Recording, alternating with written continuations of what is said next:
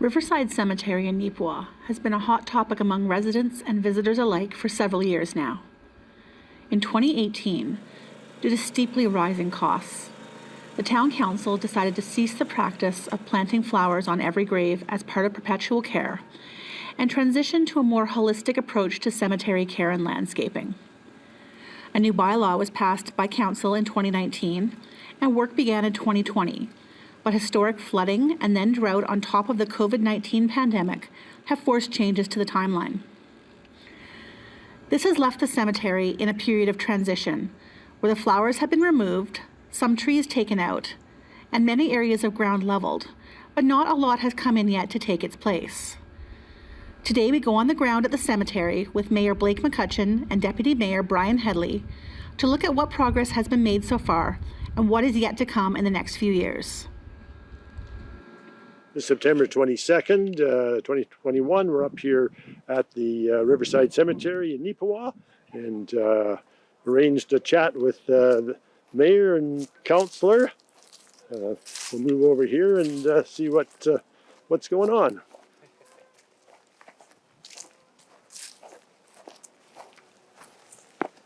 Hi there. So we are here with our council members, our mayor and our deputy mayor here, and we want to talk about the cemetery. It's been a big topic of conversation in the community, not just recently, but honestly for years now, with a lot of the changes that have been going on.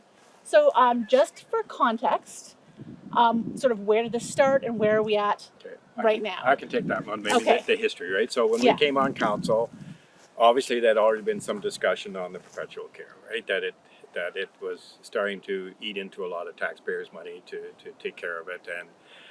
And the last thing we saw before we went to our new bylaw was it was showing that it was taking up to $250,000 of taxpayers' money to take care of approximately 3,300 graves or plots. And we have over 9,000 plots here. So, we made the decision, and it was a tough decision. I mean, we were taking something away that had been here for 50 years, right? So, but it was, I've always felt comfortable with the decision. I'm sure Brian does too. I mean, it was the right thing to do. I mean, it was a good intentioned idea, but when you have people that only paid $10 or $15 forever, it just didn't work. So we moved on, right? And we made the bylaw, and we created a plan, and it was going to take us a few years, but that plan was going to encompass the whole cemetery, the 9,000 plots. And so obviously we got underway with the first year, and maybe Brian can speak to that, but obviously we ran into some issues with some of the circumstances that occurred. Yeah. Yeah, no, exactly. And so myself, when I came on to council, I actually didn't know anything about the cemetery at all. I have one uncle here, and that's it. So this has been a huge learning curve for myself, and recognizing as well that the costs were huge, and there are so many other needs in town that's going on right now. So we started off and we came up with the plan, and so we started working through the plan. Now, the lagoon, the sewage treatment plant being upgraded, and that was absolutely necessary. As a community, we've grown too large and we've outgrown the lagoons. So that was in the works, and that was a plan. So along with that came the opportunity to do the bike park, because something had to be done there, and that has worked out. So that was planned, but we were a bit surprised on how much support we got for the bike park, and that has been a tremendous success.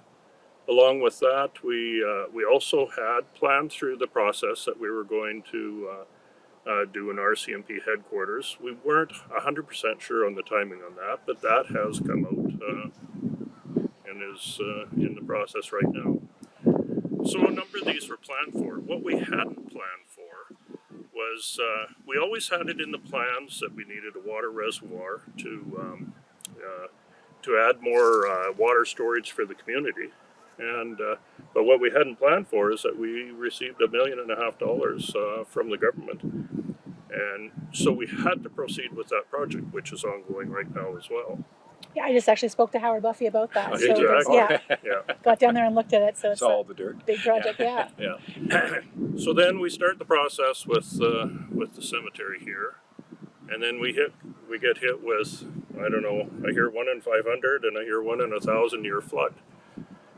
So that flood, you know, I'm sure everybody has heard us talk about it, but that did $10 to $12 million worth of damage, and that took up an entire summer and fall of our staff's work. So then turn around and we go into the next year, and now we hit on a year that we're planting trees and trying to get grass growing, and that we hit our 150-year drought. So that has made conditions incredibly difficult. And all of this is, we also have tremendous success story. We put the CN property up for sale there. We sold, I don't know, almost 50 lots there. Yep. Now you need water, you need sewer, you need streets, you need lighting. And so now all of that comes into play. Good problem, but still a problem. Yeah. And then finally, all of this is during the biggest pandemic that any of us have ever gone through. Yeah. So when you sit back and you look at it, you have to understand the tremendous stress that put on the staff here. We had to work around COVID restrictions, and we're working through a drought, and so things did not go exactly the way we wanted, but they still did an incredible job trying to get to where we are now. Yeah. Does it look exactly the way that we want it? No. Is it going to get there? Absolutely.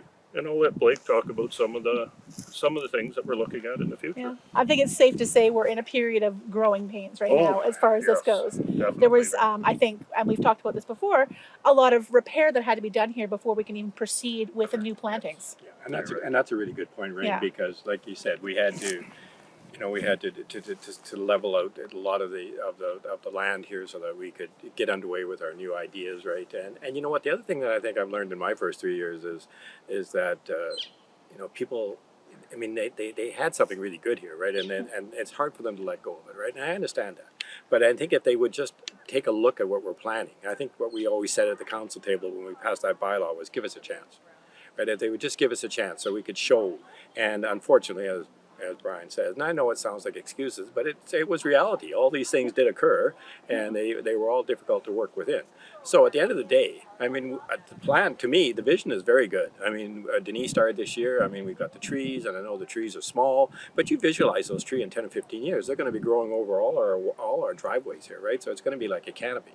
So, I mean, that's going to be gorgeous, right? And a lot of our trees were old. I know a lot of people were disappointed that we took those trees down, but they were going to fall down if we didn't take them down. So we did that. And I mean, we understand the flowers it's disappointing that they're gone, but we definitely did have plans to do big flower beds, and we're going to do them at entranceways, and we haven't quite decided wherever. And Denise already got that in the works too for next year, but unfortunately that is next year country now. So that will occur next year, right? So those flowers are coming to play, and you know, as Brian says, going back to the drought, I mean, of course, that made for the grass to die, and then that allowed the weeds to grow so big and high, and you know, we understand that, and I know that was disappointing to the public, but you know, we weren't going to use our water to keep the grass green. I mean, it's a too valuable resource, and so we just have to live with that. But if you go with some of the ideas that we've got going right beside the flower beds, right? Like the one thing that we're talking about that I really want to see go here in the next year is the pergola, right? We've been talking about building a big outdoor area that people could have services at, right? Because I mean, we're living in a different world now, right? We're living in a world, and the pandemic proved that, right? Maybe the funerals are never going to be quite as big, maybe never quite as many people. Outside works really well. So that's something we really want to do, and that's over there. We can walk over there later, and we can kind of show you where it's going to be. But the other thing we've learned, talking to other towns, is bringing in where you can actually have the services in your car, right? You can put it on your FM station. Yeah. Okay. So, and the beauty of that is we are an aging population. I'm one of them. And so, you know, a lot of people now are reaching a stage where, you know, by the time they get out of the car and they walk up to the service, you know, and so now they can just stay in the car. Yeah. And they can listen to the service, and then even afterwards they can send pictures on your iPhones of everything that's going on. So I think that's something I'm really looking forward to. I don't know, Brian, what else do you see that? Well, just that you had talked about the weeds and that. So, coming from a farm background and that, and anybody else that has agriculture background knows that on dry years, portulaca is one of the most invasive weeds that there is. So this year, we were just overwhelmed with it. It has been treated, and probably it's going to need another treatment before. But next year, we'll start with our seeding program. We have a hydro seeder in that, and so we'll be looking at planting, grass properly in that. And yeah, no, that was. And then, of course, the Legion. I mean, the Legion's always been a big part of us. I mean, obviously, we care very much about the Legion, and we've engaged them right from the very beginning. And they've always taken an interest, and they've always been fair-minded about it. And I think we have a fairly good plan now with what they want. But again, obviously, it's not going to occur this year. It'll be a next. Well, we're well into September now. Yeah, so exactly. Yeah. So it's a next spring project. So. Yeah. So I think coming down here right now, I mean, it's much like looking at a house where you've put the foundation and maybe some walls up, but it's not finished. Yeah. We are really sort of a work in progress right now. And I think people just have to engage in the fact that it's going to be different. Yeah. I mean, it's going to be different. It's just, it's the way the world works. And as my father used to say, nothing's forever.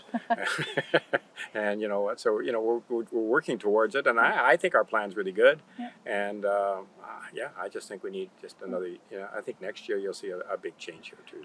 So how was the plan for the cemetery area made? Did we work with a landscape architect, or was it made by town employees? Like, where did sort of our ideas and our plan come from? No, it was done internal. Okay. Yeah. And I mean, the council had input too. Yeah. But I think we all had a pretty good idea what we wanted. And I mean, we were looking for outside opinions too. So I mean, if anyone from the Legion or any from the Horticulture Society, we're willing to listen to anybody that had an opinion that that they wanted to share with us. Several of our councillors had been around to other areas and that, and saw different things that they brought to the table that we said, hey, that looks great. We should kind of look at something like that. So yeah, everybody had a bit of a, but our administration staff did the majority of the work, and they have, they've been here for an awful long time, and they had some really great ideas. So what is sort of our anticipated timeline for completion? I know we don't know for sure. Things obviously happen, but realistically, what's our timeline It's for? still going to be a several-year program. Yeah. I would say 2 to 2+. I agree with Brian. I think that's exactly where we're at. Yeah. Yeah. Which, in the scheme of things, is not that long, right? In the world we live in, I mean. It's not. Yeah. Because I know a lot of people come here, they come visit here. Yeah. We're actually known for our Yeah. cemetery in many areas. Yeah. And I think we will be again once this project is completed. Yeah. So I think maybe that's something that we want Yeah. people to know, that their work is sort of ongoing. Yeah. And this is a final resting place for many of our families. Yeah, absolutely. And so there's a very personal motive for us as well to make sure this is done. Yep. No, I agree. An early removal of the trees, like, because some were starting to lean badly, and we were worried about the damage. These are extremely large trees, so we were worried about the damage, but also insect infestation. There isn't one person on council that wants to take down a tree. And in fact, if you look through not only the cemetery but the community, how many trees that the town has invested back into the community this year, it's incredible. So, we didn't want to see the trees go either. No. But I don't know what the age of these trees are. The community is, 120 years old? So these are older trees, And we have, I think, a really good record now of what work is being done here. So future councils, future generations will know where absolutely. all of this came from. Yep. No, I agree with that. I think that's really important to understand too, that going forward. Yeah, no, you're right. All right, so we're down here now in what is the Legion area of the cemetery. So what can you guys tell me about that? Well, Rain, there's a couple of areas here with the Legion and that, and so what's happened is the administration contacted the Legion, and there has been a plan gone back and forth between them, the Legion and council, and as far as I know, it's not finalized yet, but there is a plan and it's driven by the Legion, what they're looking at and what they would like to see. and within that group, there's a number of people that have some really good plans, and I think that this will become a very nice spot in the future. But again, we felt that there's no sense us coming in and saying, okay, this is what we're going to do. It was easier to go to the Legion and just ask, hey, what would you guys like to see here? And so between the two groups, there's going to be a nice plan come out. But like I said, that's, as far as I know, it's not 100% finalized yet. So this is here on the north side of the cemetery here. And I know they had some financial concerns about how, the money, and we said we would definitely support them. So, I mean, we understand that, they don't have unlimited money either. So, we definitely said as a town council we would step up and help. So sort of being a part of the greater plan as a whole. Yeah, absolutely. Yeah. No, I think, as Brian says, I know that he's right. They've been changing it, moving it. But, I mean, there are going to be flowers and there are going to be some different aspects to it. So I think it's going to be very nice. But as you say, not this year. Yeah. So we have a lot of new trees along the walkway where we're standing right now. Right. And in the past, a part of the old cemetery, the trees along the borders had been shaped. So what is the plan for the new trees and for that ongoing? Well, if you look at, so if you were to take a look at a groom tree over here, very nice. And so that did add to the cemetery. But the labor to do this is huge. Now, if you point over, there's a tree that has been allowed to continue to grow, and that's what we will be moving more to. There, except for if there's bad spots, if there's something outside of just normal trimming, that will be looked after. But for the most part, no, the trees will go back more towards what you see there, or what you see right here. That's just been planted as well. So And again, it's not just encroaching on any graves. yeah, that's right. Yeah, and again, it's another cost savings.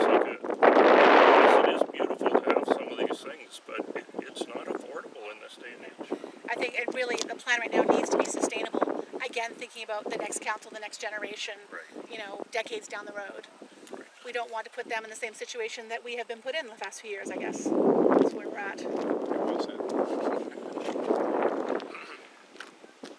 Okay, so we're looking at the signage that the administration developed for the council that we asked for, and we tried to give people, kind of a 3-year plan here on how we were going to roll out our new cemetery. The way we were going to change the model, I guess. So as you can see in the 2020, 2021, I mean, that's, we're part way through it. We're not completely done, but, we're underway, and then you can see the next 2 years. And I think now that, we've actually got underway, and we've got, as Brian was talking earlier, we have some of our big projects behind us, that we can start spending much more time on cemetery and areas like that. So I'm comfortable that what you see in front of you will get done by the date that they're showing. So this is the northwest area of the cemetery here. And there are some ideas in the works for this area. Do you want to talk to that a little bit? Well, just like what you were showing on our plan there, that what we're showing over the next couple of years, maybe not next year, but the year after, we're really committed to that pergola. And if people don't understand what that is, it's just a building that we want to build so that and we haven't committed to the size yet of how many people are going to be able to fit into it. We're not committed to whether it's going to be open, it's going to be closed. Those factors are still being worked out, but it will be an area where people can come and do their services, right? And as you say, in the last couple of years, it would have been a great value to have that with the restrictions that we've had with our pandemic. So that's something that we're really looking forward to. And of course, we would like to add in, and some other cemeteries are doing this, where they're adding in the FM reception, where you can sit in your car and you can listen to the services if you're older, if you've got some mobility problems. And so we're looking forward to that. And I'm really committed to that idea. I think that's a great idea. And I think it'll be a really big plus for our cemetery. And so whether I was kind of hoping maybe next year, but it might be the year after. So we'll see how it unfolds. And I realize we don't have a plan right now for what the capacity, but we're ballpark between 50 and 100, somewhere in there. Yeah, you think? I think that would be pretty accurate. Yeah. Okay, Rain, this is an example that we were talking about earlier about portulaca, and has been treated. It is a very difficult plant. In drought conditions, it survives and thrives. Takes over, basically. Yeah. And so it has been treated. So you can see the the grass patches are okay, but we still have to get rid of this mat of weeds to be able to then start hydro seeding, so that we can start so that next year we can have grass in this location. Right. So when does that have to be done? Is that this year you have to do that, or next year once? We have Yeah, treated okay. this so far. I would have to say I'm not 100% sure if we're doing some this fall. I don't know if it can winter properly. I would have to ask Denise that I'm not question. sure about that either, Brian. No. Yeah, you might want to keep But the soil down for definitely the winter they'll- and then do it in the spring. But definitely there will be a big program in the spring as well. Like I said, it's just unfortunate, but this is a weed that shows up through drought, and this was a very dry year. When you think that it wasn't too long ago that we picked up a couple inches of rain, and it is just, you wouldn't know it at all. Yeah, there's just dust. Another thing that we wanted to point out is our community is very well known for the trees, but one of the things that, or a couple things that are a problem, is that we are known for our elm trees and our ash trees. And there's, as we know, the town has been, we've been losing trees every year to Dutch elm disease. And the other one is that we are very nervous about is the emerald ash borer that has been decimating ash trees and that. So as you can see, the trees that we've been lining here have, we've added in a whole number of different types of trees to try and start moving away from those two particular species of tree that is quite susceptible to problems of that. So for example, this tree here would be, I'm not sure, so I would have to look. They're tagged, so we can check. So this is a Ming cherry tree. I know there's some silk, I can't remember what the name was in that, but there's quite a huge variety of trees, and they have been going out within the community as well, because if we get more of this disease, we're going to have a problem losing trees, and none of us want to see the trees go. And that's why I think the variety as well is if a new pest comes, we don't want all one variety Absolutely. getting hit by it and suddenly we're in the same position again. Exactly. Yeah. No, you're exactly right.